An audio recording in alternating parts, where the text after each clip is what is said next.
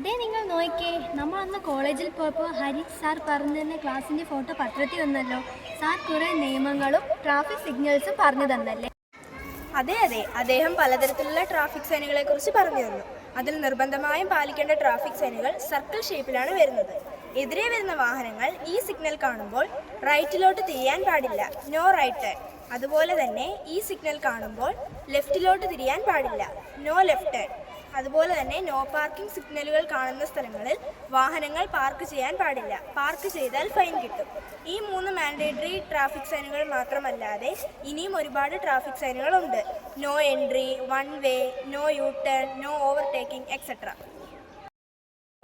Cautionary സിഗ്നലിനെ കുറിച്ചാണ്. അത് ട്രയാങ്കുലർ ഷേപ്പിലാണ് വരുന്നത്. അത് നമുക്ക് മുന്നറിയിപ്പ് നൽകുന്നു.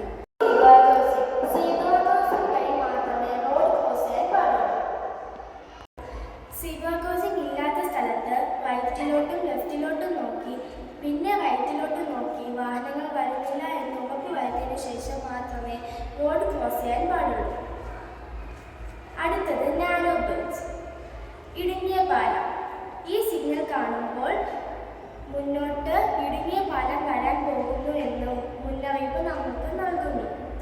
ഈ സിഗ്നൽ കാണുമ്പോൾ വാഹനം സ്ലോ ആക്കുകയും എതിരെ വരുന്ന വാഹനങ്ങൾ നോക്കുകയും അത് ശ്രദ്ധിച്ച് വാഹനങ്ങൾ ഓടിക്കുകയും ചെയ്യുക. ഇതല്ലാതെ ഇനിയും സിഗ്നലുകൾ ഉണ്ട്. Hmm, bend to right, bend to left etcetera. അടുത്തതായി സാർ നമുക്ക് പറഞ്ഞു തന്നത് ഇൻഫോർമേറ്റീവ് സൈൻ ബോർഡുകളെ കുറിച്ചാണ്.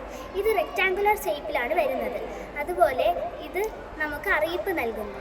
ഈ ബോർഡ് കണ്ടാൽ നമ്മൾ പോകുന്ന വഴിക്ക് മുന്നോട്ട് ഹോസ്പിറ്റൽ ഉണ്ട് എന്ന് അറിയിക്കുന്നു. അതുപോലെ ഈ ബോർഡ് കണ്ടാൽ മുന്നിലോട്ട് പെട്രോൾ പമ്പ് ഉണ്ട് എന്നും അറിയിക്കുന്നു.